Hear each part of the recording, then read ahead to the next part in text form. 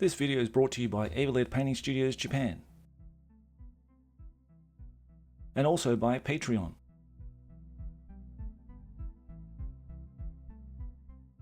As a gift to you all, I wanted to thank you for helping to grow the channel to a momentous 6,000 subscriptions. And today I want to paint this Chaos Dwarf Great Taurus that was part of a large army commission, and what a glorious red bastard this is to behold.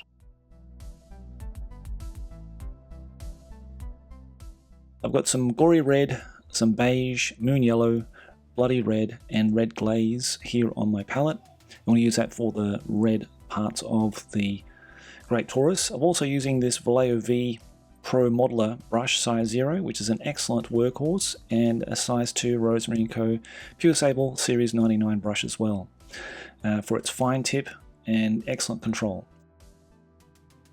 The Great Taurus had already been airbrushed using red gore from Vallejo Model Color, so now I'm just using a mix of red gore and moon yellow mixed together to make a nice warm orange, and using my Vallejo brush I'm actually going to start toning in all those muscles, just putting in some nice sketches in here, not being too careful but just putting in some areas where I know where the highlights are going to be. And then, as we always do, we sort of cut back using the red gore and cut back and blend through into the skin color, so we have a nice blend coming through onto the skin tone.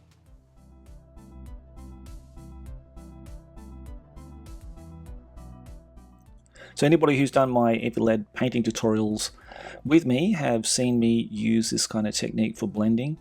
So applying like a lighter highlight and then using the base color and cutting it back into the highlight, so you get a nice transition of colors, making a smooth blend of the highlight on the raised areas of the miniature.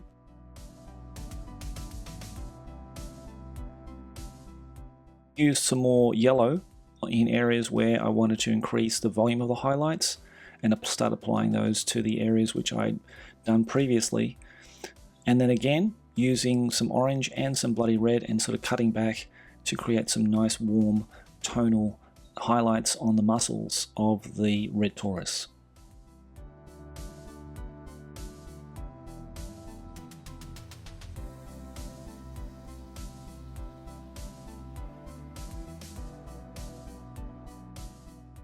So for the wings, I basically applied the same kind of principle, so using a nice orange, warm orange as a base coat, just lining those into the membrane details across the span of the wings, adding more yellow and increasing that highlight if I needed to, with adding some beige to get some really nice fine detail here using my Rosemary&Co brush.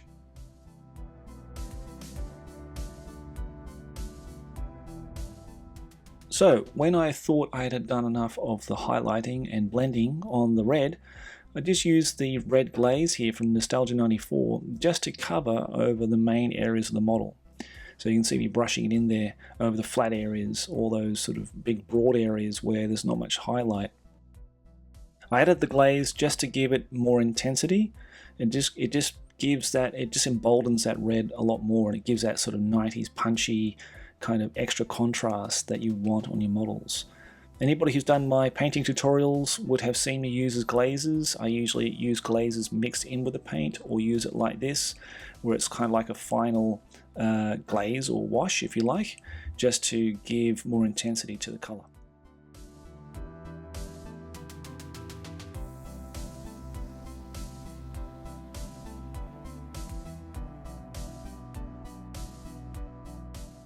I'm going to start doing the shading. Now this red gore, which sadly isn't available now, part of the Vallejo new range that's come out, it's a beautiful color, and they may have something something that's equivalent to it. It's like a burgundy red, and that is then applied in very thin coats into the recesses, so all the adjoining muscle areas, all those deep crevices. I sort of give that, especially around the parts of the arm, under the wing, around the rear leg there as well, and you can sort of blend it across into the red as well, just to give some more definition, especially for the wings, as you've got those nice receded areas there in the wings between all the membrane parts.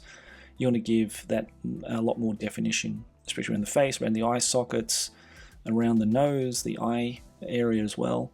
And it just gives that final touch, that final punchiness you need to elevate those highlights even more. As Nostalgia 94 at Watercolors don't actually make an orange glaze, don't worry, we can actually make it. So use some yellow glaze mixed with a touch of red just to make that nice warm orange. And I'm actually going to cover everything on the model this time.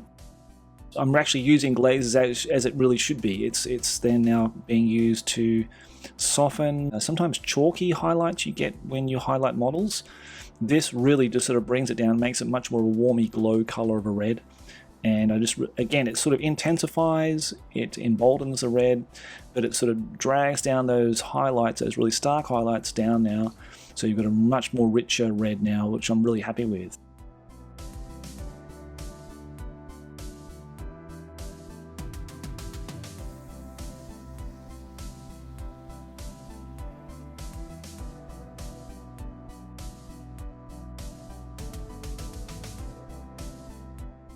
At this stage, we can have a look at now the paints we're going to use for painting other parts of the model. So we've got some Field Blue from Vallejo Model Color, some Game Color Chaos Black, Flesh Wash from Nostalgia 94, some Ivory from Vallejo Model Color, and some Skull White from Nostalgia 94 as well. Basically, I'm now going to just pick out all the areas where it's not going to be red. So the teeth, the nose ring on the Red Bull, the horns and the hooves are all going to be all black. So I started masking those out using black basically, because I know that's going to be the main color. Apart from the horns, because the horns are going to be in a very sort of a very creamy white color. So I left those with that. So with the ivory and with the Nostalgia Flesh Wash, I mixed those together to create a nice sort of a yellowy brown golden color. Then I sort of gave that as a base coat for the horns. And gave it a couple of coats because you probably need that because of the nature of the wash making that ivory very thinned out. Also, the fur that covers this gigantic red beast is also in a very similar color. So adding some beige and some flesh wash to that and some yellow ink if you have yellow ink. And going by the studio color scheme, the horns are almost white, so I just added more and more ivory to the mix and blended it through into the base color there, and also gave a couple of coats to the fur to make it a nice even coat.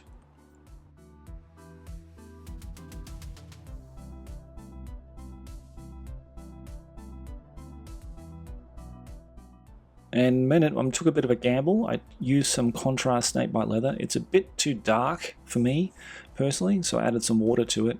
And I thought I'd just use this as part of the wash for the parts of the fur. Having looked back at it now, I probably would have used a flesh wash for this because it's more of a golden brown and the snakebite leather is more of a darker brown.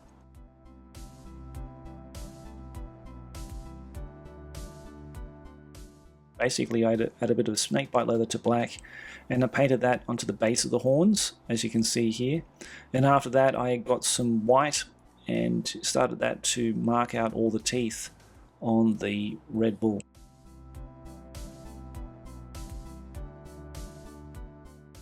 Using ivory, I added that to the base mix for the fur, and then started just doing like a wet blend. So not removing the paint off the tip of the brush, but then just dragging across all the details there to pick it all out. Using the Field Blue to highlight all the black areas like on the hooves and on the tail. Dot of white to pick out the dark spots of his eyes there. And then some metallic Vallejo Silver from the new range of Game Color. Using that to paint the only part that's metallic on the model, for the bull center at least. It's just the nose ring. And giving that a coat and leaving that as is. Then we've got some Vallejo Model Color Goblin Green, the greatest Goblin Green I think I've ever used. I really love this particular hue of Goblin Green, and I painted that over the base. Gordon had already sanded everything before and primed everything and assembled everything, which is wonderful of him to do that. And basically just gave that a coat over the top and dry brushed it with some Sunburst Yellow and white. Next, we've got the actual main man, the man with the big hat on top, he also had an airbrush of red in the areas which is going to be red, just to save me a lot of time painting that.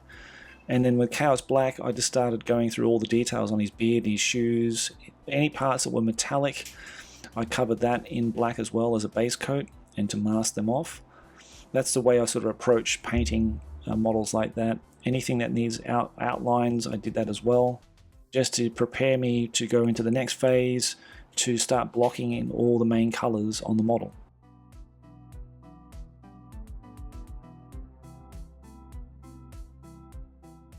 Tackle the flesh, we've got some Nostalgia 94 bronze fleshed, chestnut ink and red ink.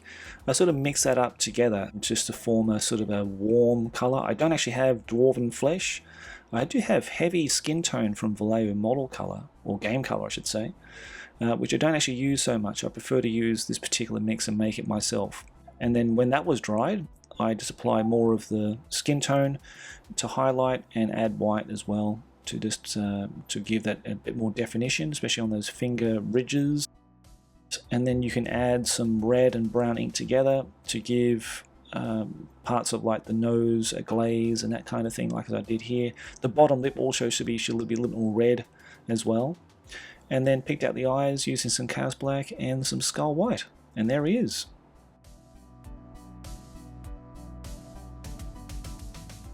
For all the skulls and everything like that, I added some ivory and mixed it with some flesh wash. Now flesh wash is a nice sort of brown yellowy ink which makes the perfect base color for skulls, I find. So if you've got an equivalent color to that, then just use that. Otherwise you can mix it up easily using those two paints. Using some contrast medium, adding that to the flesh wash and then covering those parts of the bone with that as a nice wash to get it started before we start highlighting them up. And then adding more ivory to increase the highlights from there.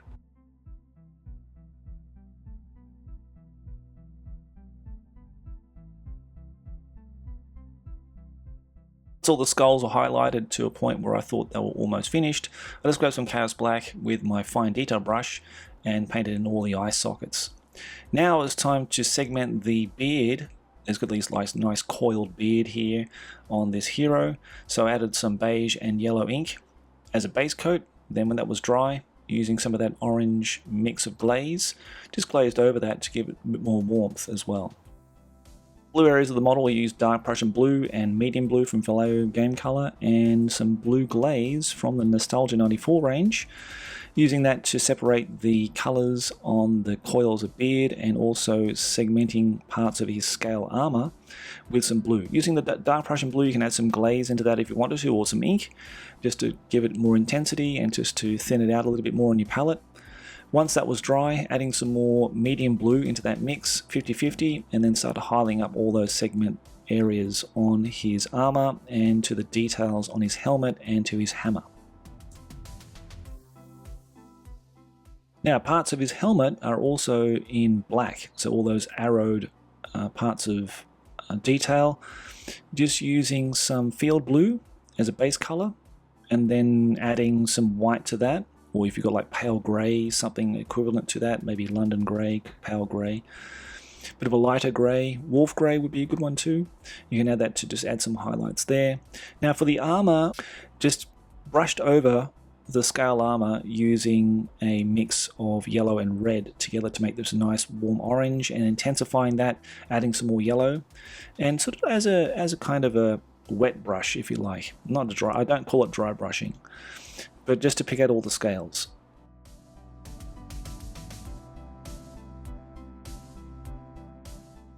And there he is. He looks pretty divine so far. He just needs a banner, which I have color photocopied for Gordon.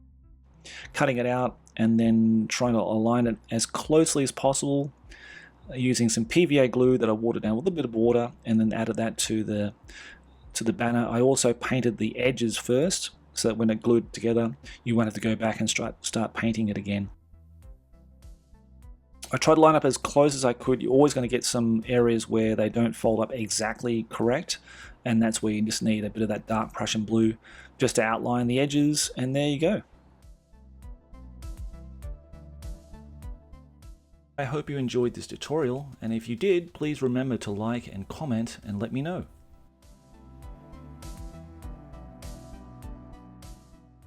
And remember to subscribe, as there will be a tasty battle report coming soon, so you can see this red ball of Hashut descend on my gorgeous little dwarves. And if you'd like to see more painting videos and find out more about the online painting lessons through eavylead painting studios, please check the links in the video description about my Patreon. And finally, a huge hug from Gork and Mork for all my patrons that continue to help grow the Crown of Command channel and also the podcast.